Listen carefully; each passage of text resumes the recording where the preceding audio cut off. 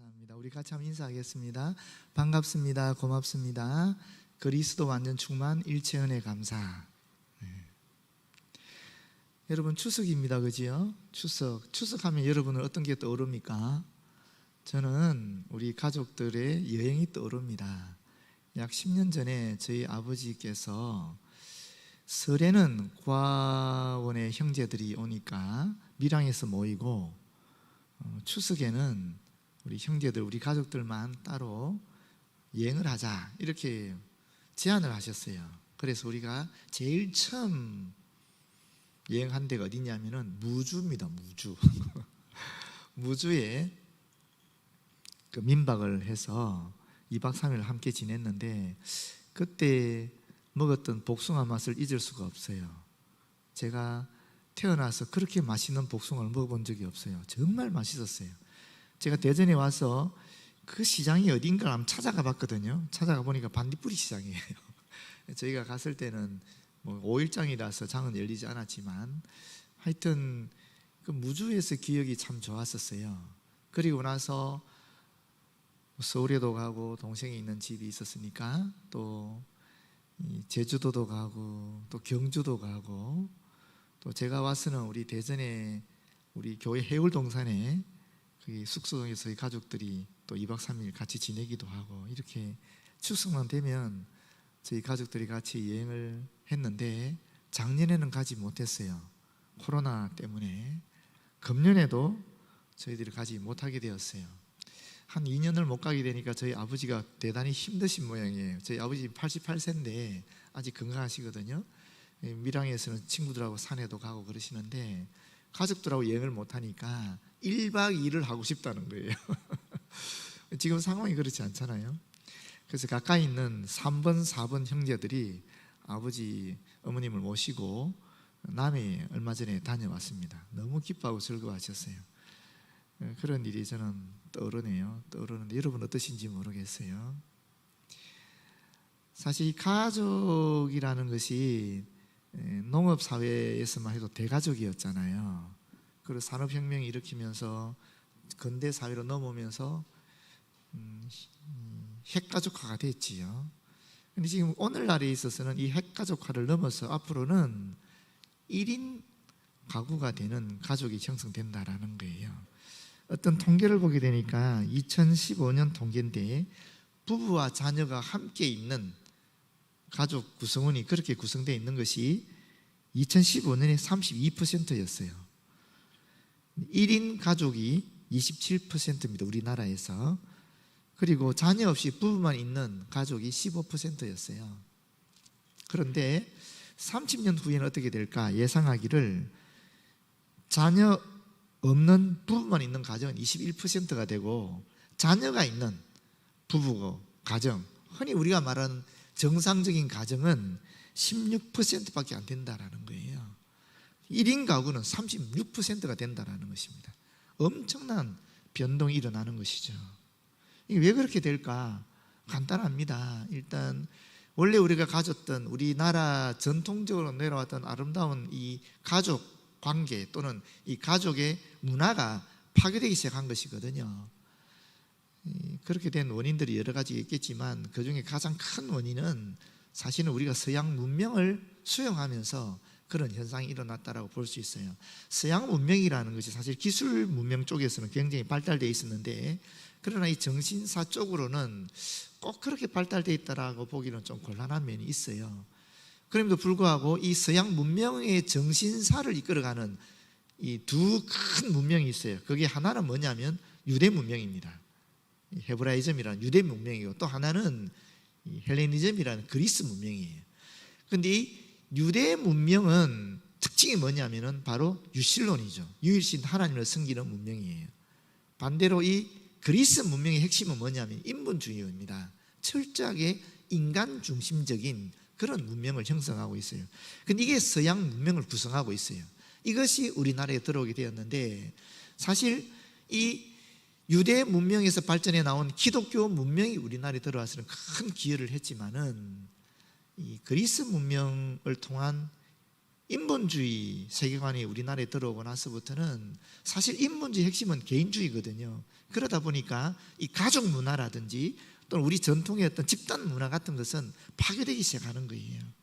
그래서 가족의 해체가 빠르게 우리나라에서 지속되었다고 볼 수 있습니다. 그런데 최근에 들어와서는 이게 더 가속화됐어요. 비근한 가장 큰 예는 바로 이 코로나죠. 그나마 우리 가족이 핵가족화가 되었지만 그래도 명절에는 어쨌거나 모였거든요. 저도 서울에 있을 때 추석에나 설에 저희 집에 가려고 하면 거의 많이 걸릴 때 11시간, 13시간 걸려서 간 적도 있거든요. 그래도 어쨌거나 모이는 거예요. 명절에는 모여서 가족의 유대감을 확인하는 시간들이 있었는데 이 코로나가 있으니까 지금은 모일래야 모일 수가 없잖아요. 심지어는 많이 모이면 고발을 해요. 아파트 관리인이 고발하고 또 그걸 또 상금을 준다 그러더라고요. 이렇게 되니까 이게 가족 해체가 더 가속화되어지는 것 같고요. 또 두 번째는 젊은 사람들에게 의지를 꺾어버렸어요. 희망을 꺾어버렸어요. 예를 들어서 이게 무슨 결혼을 하려고 하면 집이 있어야 되지 않겠습니까? 집을 구하기가 너무 힘들어진 거예요. 집을 산다라는 것은 거의 불가능해졌고 집 구하는 것 자체가 너무 힘들어져 버린 거예요. 최근 들어서 갑자기 또 직장에 취직하는 것도 너무 어려워지지 않았습니까? 그러니까 청년 세대가 혼자 사는 것도 어려워진 상태가 되어버리니까 어떻게 결혼해서 가족을 구성할 수 있겠어요?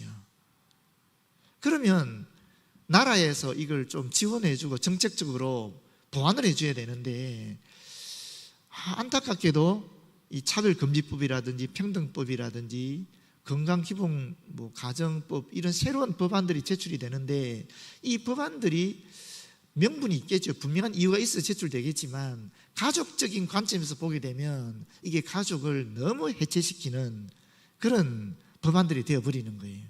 그러다 보니까 지금 사실 우리 한국 사회가 앞으로 어떻게 될지 굉장히 염려스러운 상황입니다.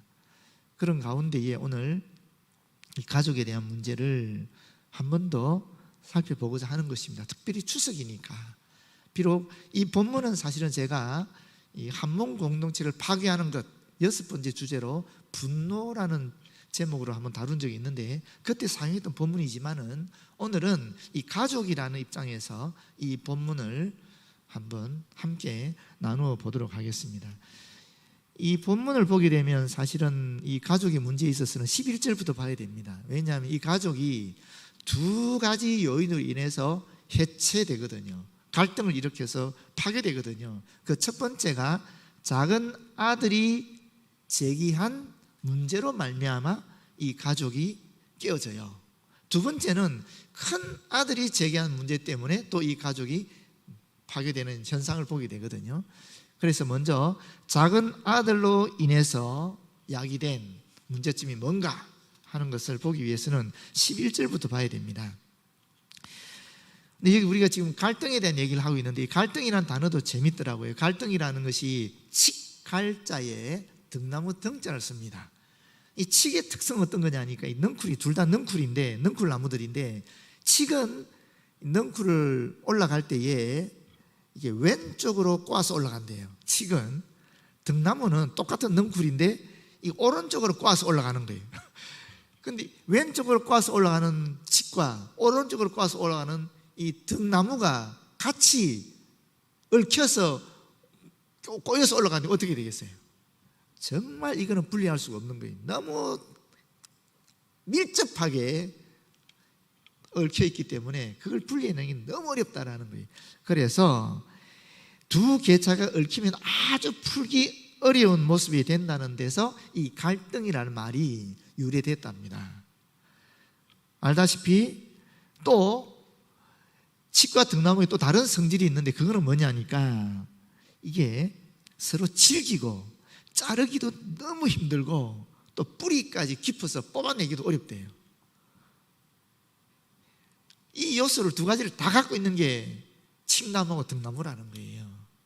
그래서 개인이나 집단 사이에 서로 간에 어떤 의견 충돌 같은 것이 일어나게 되면은 이게 그렇게 해결하기 힘들다라고 해서 그 갈등이라는 단어를 거기서 유래해서 만들었다라고 얘기해요. 그런데 오늘 예수님이 비유로 들은 이 가족에게 작은 아들로 인한 갈등이 생긴 거예요. 그 갈등이 무엇입니까? 이 11절에 12절에 보면 나오지요. 어떤 사람이 두 아들을 두었는데 작은 아들이 아버지에게 제 몫으로 돌아올 재산을 달라라고 청하였다는 겁니다. 물질 때문에 생긴 문제지요. 작은 아들은 재산 때문에, 이 물질 때문에 이 가족 간의 갈등을 일으키게 한 것입니다. 그래서 이 아버지가 이 문제를 어떻게 해결했습니까? 물질의 문제를 처음에는 물질로 해결했어요. 그래서 재산을 갈라서 두 아들에게 나눠줬어요. 여러분, 여기 중요한 얘기는 두 아들에게 나눠줬다는 거예요. 작은 아들이 요구했는데 작은 아들에게만 준 게 아니에요. 큰 아들에게도 줬다라는 거예요. 원래 상속이라는 것은 아버지가 죽어야 받는 것인데, 이 작은 아들은 물질에 눈이 어두워서 아버지가 돌아가시기 전에 내 몫으로 줄 상속을 미리 달라고 요청해서 받아갔다라는 거예요. 이 문제가 어떻게 해결되겠습니까? 물질의 문제를 물질로 풀었는데 그 갈등이 해소가 되지 않았어요. 그 뒤에 나오지요. 13절 상반절에 보면 며칠 뒤에 작은 아들은 자기 재산을 다 거두어 가지고 먼 고장으로 떠나가 버린 거예요. 문제를 풀 수 있는 그런 여지를 과감하게 끊어버린 거예요. 물질로 말미암아 이 가족에게 문제가 발생했는데 그 물질로는 이 문제가 해결되지 않았다라는 것을 우리에게 알려주고 있는 것입니다. 가족 간의 물질의 문제는 물질로 풀 수 없다라는 겁니다. 물질을 줘도 마음의 문제는 해결되지 않으니까. 그러면 이 문제가 어떻게 해결되는가? 그 뒤에 나오지요. 작은 아들에게 고난이 닥치게 됩니다. 고난이 닥치게 되니까 이 작은 아들이 뉘우치게 되는 거예요. 뉘우치게 되면서 돌이키게 되는 것입니다. 그 과정이 13절 하반절부터 20절 상반절까지 나와요. 이 머나먼 지방에 떠난 작은 아들이 재산을 마음대로 부리면서 방탕한 생활을 하게 되니까 결국 돈이 다 떨어지지 않았겠습니까? 거기다가 그 고장에 심한 흉년이 들게 되니까 먹고 살기 힘들어서 다른 사람 집에 더부살이하게 된 것입니다. 그것도 유대인이라면 상상도 할 수 없는 부정한 짐승으로 여겼던 돼지를 치는 그 일을 하게 된 것입니다. 배가 너무 고프니까 돼지가 주는 쥐염 열매를 먹으면서 배를 채우려고 하는 자신의 모습을 볼 때에 얼마나 비참한 마음을 느꼈겠습니까? 그럴 때 옛 생각이 난 것입니다. 우리 아버지 집에는 먹을 게 많은데, 우리 아버지 집에는 종들도 다 배부르는데 나는 지금 뭐 하고 있나? 내가 정말 아버지께 죄를 지었구나. 내가 정말 나쁜 놈이구나. 내가 돌아가야 되겠다. 아버지에게 가서 차마 내가 자식이라 말은 못하겠고 종으로 여겨달라고라도 부탁해야 되겠다 하면서 뉘우치고 돌이키는 것입니다. 여러분, 여기서 뉘우치고 돌이키는 것을 우리는 회개라고 합니다. 이 작은 아들이 고난에 처하게 되니까 회개하게 되는 것입니다. 그래서 이 고난은 이 가족에게, 작은 아들에게 준 하나님의 은총인 것입니다. 그래서 작은 아들이 돌아오고 있는데 아버지가 어떻게 했습니까? 집으로 돌아오는 아들을 멀리서 본 아버지가 뛰어옵니다. 뛰어와서 작은 아들을 끌어안고 입을 맞추는 것입니다. 그때 이 아들이 아버지에게 얘기합니다. 아버지께 너무나 큰 죄를 지었습니다. 저를 아들로 여기지 마시고 종으로 여겨주시옵소서. 그렇게 부탁했을 때에 아버지는 그 말을 자세히 경청해서 듣고 그 다음에 한 행동이 뭡니까? 하인을 불러서 좋은 옷을 입히라고 얘기하고 가락지를 끼워주고 또 새 신발을 신깁니다. 그러면서 또한 살찐 송아지를 잡아서 잔치를 열어라라고 이야기하고 있는 것입니다. 왜? 죽었다 생각한 내 아들이 살아왔으니까, 잃었다 생각한 내 아들을 찾았으니까 얼마나 기쁘냐는 것입니다. 그러면서 성대한 잔치를 여는 것입니다.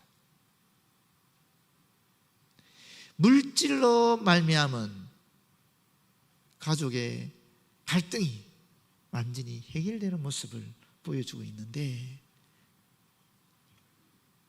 아버지는 죽었던 아들 찾았으니까 기쁘고, 작은 아들은 종으로 여기도 고마운데 아들로 다시 받아주시니 감사하고, 또 그 집안에 속한 모든 가족들, 종들을 비롯한 모든 가족들 어떻게 했습니까?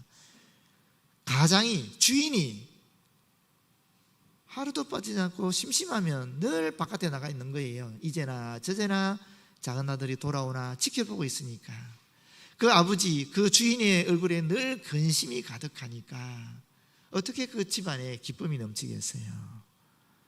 그런데 이제 그 가족의 문제의 근원이 되었던 아들이 돌아왔으니까, 염려의 근원이 된 아들이 다시 돌아오게 되니까 주인이 기뻐하고, 그 작은 아들도 한 식구로 받아들여지게 되니까 온 가족들이 다 기뻐하고 즐거워하는 잔치에 동참할 수 있게 된 것입니다.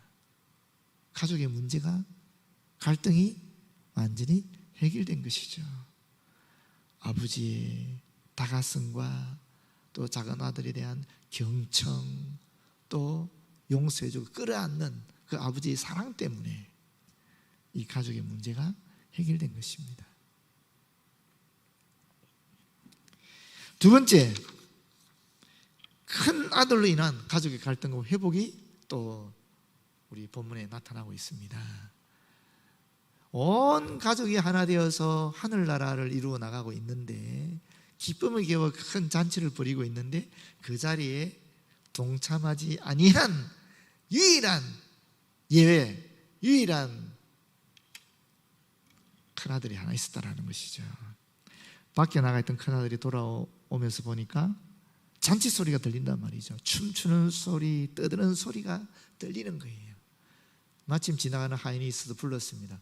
도대체 무슨 일이냐? 그러니까 이 하인이 하는 말이, 당신의 동생이 돌아왔습니다. 그래서 주인 어른이 기뻐서 지금 송아지를 잡고 잔치를 부리고 있습니다. 그 말을 듣는 순간에 이 큰아들이 벌컥 화를 내는 것입니다. 여러분, 왜 큰아들은 화를 냈을까요? 저는 세 가지 이유가 있다고 봐요. 첫 번째는 동생에 대한 배신감입니다. 배신감. 이 작은 아들이 어떻게 했습니까? 작은 아들이 아버지의 유산을 상속받아서 같은 동네에 있지도 않고 떠나버렸잖아요. 그 말은 가족 관계를 다 끊어버렸다는 거거든요. 형 아우로 지내왔는데 동생이 형과의 관계를 끊어버린 거예요. 그 동생에 대해서 이 형이 얼마나 큰 배신감을 느꼈겠어요. 근데 그 아우가 돌아오기를 했는데 또 자기한테는 연락도 없고 그냥 와버린 거죠. 거기에 대해서 또 배신감이 더 드는 겁니다. 동생에 대한 배신감, 그게 첫 번째 원인인 것 같아요.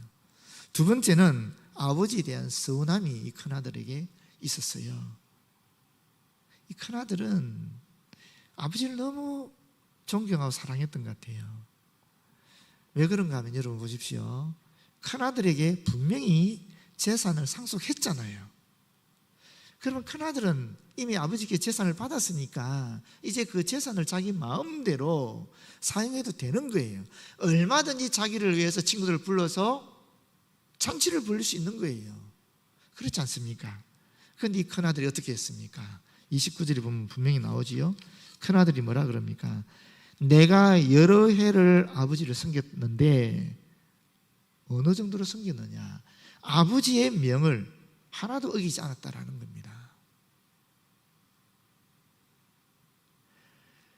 아버지가 살아계시니까 비록 아버지가 자신에게 유산을 상속해 줬지만은 그거를 나의 것으로 여기지 않고 아버지의 것으로 여겨서 아버지를 위해서 재산을 관리하고 종처럼 열심히 일을 했다라는 거예요. 여러분, 우리가 인간적으로 보면 이 큰아들이 얼마나 효자입니까? 그렇지 않습니까? 그러면 이 효자인 아들이 아버지께 기대하는 건 뭐겠어요? 인정이죠. 아버지로부터 인정입니다. 그런데 이 아버지에게 이 아들은 인정받지 못하다라고 여기고 있는 겁니다. 왜? 내게는 염소 새끼라도 주어 나와 내 벗으로 즐기게 하신 일이 없다라는 것입니다. 아버지가 이 큰아들을 칭찬하지 않았다는 거예요. 이 아들을 인정해주고 격려해주지 않았다라는 것입니다. 늘 작은 아들만 생각했지 큰아들에 대한 관심이 없었다라고 여기고 있는 것입니다. 그래서 이 아들은, 큰아들은 아버지에 대한 서운함이 있는 것입니다. 자기 동생만 사랑하고 나는 사랑하지 않는다라는 그런 상처가 이 큰아들에게 있는 것입니다. 그런데 이 아버지가 어떻게 했습니까? 이 큰아들이 집에 들어오지도 않았거든요.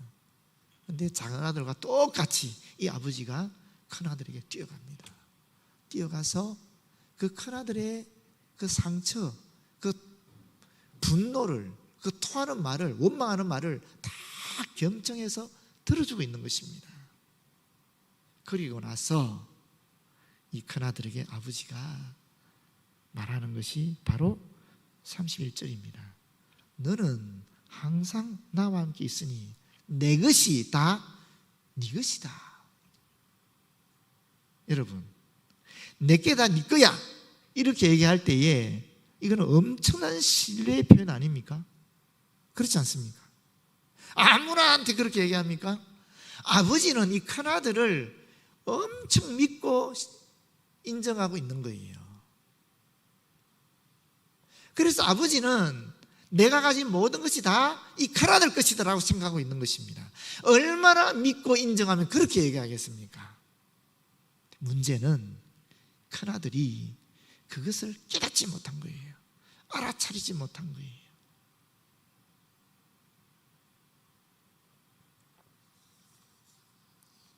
그게 세 번째 이 큰아들이 갖고 있는 문제의 원인이에요. 세 번째가 오해입니다. 오해. 아버지를 오해하고 있는 겁니다. 아버지는 이 큰아들을 그렇게 믿고 신뢰하고 인정해서 내 것이 다 너 것이다 라고 생각하고 있는데 큰아들은 그 아버지의 마음을 이해하지 못한 거예요. 오해한 거예요. 작은 아들만 사랑하고 나는 인정하지 않고 있구나, 나는 사랑하지 않구나 하고 받아들인 겁니다. 오해한 겁니다. 아버지에 대해서. 두 번째 오해는 자기 동생에 대해서도 오해하고 있어요. 왜냐하면 사실 엄밀하게 보면 동생이 장녀들에게 재산 탕진했다 얘기는 안 나와요. 그런데 이 큰아들이 동생에 대해서 어떻게 얘기하냐면 장녀들에게 재산을 다 탕진한 동생이라고 얘기하거든요. 그건 동생에 대한 오해지요. 그리고 세 번째 중요한 오해가 있어요. 제가 볼 때 옳고 그름에 대한 오해가 있는 거예요. 발음에 대한, 정의에 대한, 옳음에 대한 오해를 가지고 있는 거예요. 여러분, 우리가 일반적으로 상식적으로 알고 있는 옳은 것은 무엇입니까? 잘못하면 벌 줘야죠. 잘하면 상 줘야 되는 거 아닙니까? 작은 아들이 잘했습니까? 잘못했습니까? 잘못했잖아요. 그럼 어떻게 돼요? 아버지가 야단쳐야 되는 거예요. 용서해주고 받아주는 거 좋은데 그래도 일단 먼저 야단쳐야 될 거 아닙니까? 벌을 좀 줘야 될 거 아닙니까? 최소한 한 달이라도 자가격리를 시키든지 해야 될 거 아닙니까? 그렇잖아요. 반성할 수 있는 시간을 줘야 될 거 아닙니까? 그게 없었거든요. 그런데 아버지가 옳지 않은 거예요. 그런데 여러분, 진정한 옳음은 어디 있습니까? 아버지의 마음을 헤아려서 그 아버지에게 아버지의 마음을 편안하게 해주는 게 가장 바른 거 아니겠어요? 가족 전체가 기뻐하고 즐거워합니다. 그 작은 아들 때문에 고통스러웠는데 이제 그 작은 아들이 돌아왔으니까 그 가족들의 기쁨에 동참하는 것이 진정한 오름 아니겠어요? 또 자기 동생이 죽을 수도 있었는데 죽지 않고 살아나온 거 좀 불쾌하겠지만, 기분 나쁘겠지만, 그래도 형제인데 형제지간에 그걸 받아주는 것이 진정한 오름이 아니겠습니까? 오름에 대한 오해가 이 큰아들에게 있었다는 것입니다. 여러분, 여기서 보게 되면 우리가 확실히 가족의 회복은 어떻게 일어나는 것을 발견하게 됩니다. 그것은 뭡니까? 첫 번째는 옳고 그름은 아니다라는 거예요. 가족관계에 있어서는 가족관계에 있어서 옳음을 따지는 가족이 아니라는 것입니다. 가족에 있어서는 옳은 것이 문제가 아니라 사랑이 문제라는 거죠.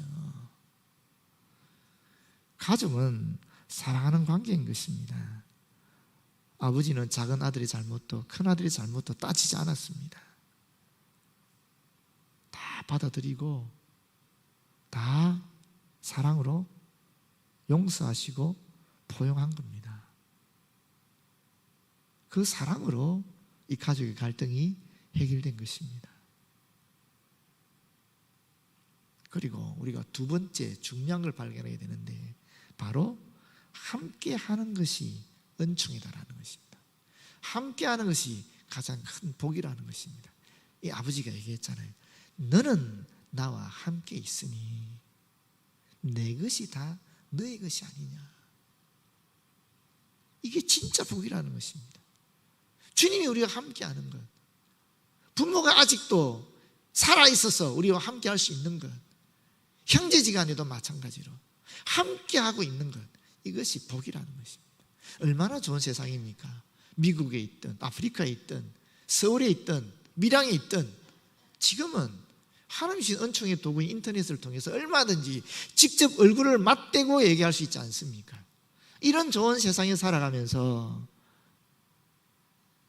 우리가 함께하지 않는다면 그거는 죄라고 여기십니다. 가족의 회복은 옳고 그름을 따지는 것이 아니라 사랑으로 회복되는 것이고 함께하는 것이 주님의 은총인 것을 깨달을 때에 회복될 줄로 믿습니다. 아버지 고맙고 감사합니다. 저희를 한 가족으로 만나게 하신 것 고맙고 감사합니다. 비록 보이는 것으로 채워지지 않는다 할지라도 보이지 않는 주의 사랑으로 하나 되는 우리 가족들 되어지도록 역사하여 주시옵소서. 예수님 이름으로 기도드립니다. 아멘.